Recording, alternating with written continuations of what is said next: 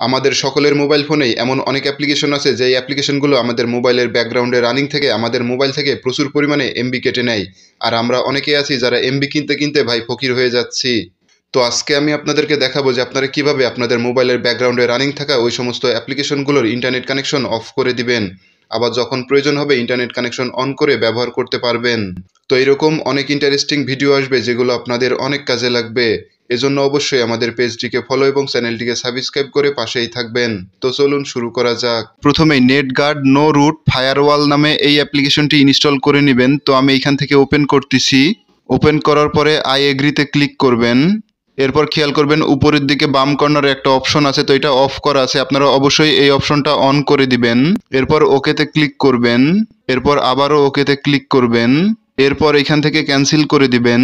এরপর আপনাদের মোবাইল ফোনে ইনস্টল থাকা প্রত্যেকটা অ্যাপ্লিকেশন এখান থেকে শো করবে। তো আপনারা দেখতে পাচ্ছেন যে এখান থেকে আপনাদের মোবাইল ফোনে ইনস্টল থাকা প্রত্যেকটা অ্যাপ্লিকেশনের আলাদা আলাদা করে কিন্তু ওয়াইফাই এবং মোবাইল ডাটা দুইটাই অফ করে রাখা যাবে। তো আপনারা যে অ্যাপ্লিকেশনটির ইন্টারনেট কানেকশন অফ করতে চাচ্ছেন, তো সেই অ্যাপ্লিকেশনটির পাশে থাকা ওয়াইফাই এবং মোবাইল ডাটা দুইটা চিহ্নের উপর ক্লিক করে দিবেন। তাহলে দেখতে পাচ্ছেন যে এটা লাল হয়ে যাবে।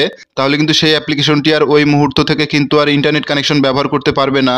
তো আবারও যখন মনে হবে যে ওই অ্যাপ্লিকেশনটি আপনাদের ব্যবহার করার প্রয়োজন, তখন আপনারা আবারও এই অ্যাপ্লিকেশনটির ভিতরে এসে এই যে ওয়াইফাই এবং মোবাইল ডাটার চিহ্নতে এই দুইটার উপর ক্লিক করে দিবেন। তাহলে কিন্তু সেই অ্যাপ্লিকেশনটি আবারও ইন্টারনেট কানেকশন পেয়ে যাবে এবং আপনারা খুব সহজেই কিন্তু ব্যবহার করতে পারবেন।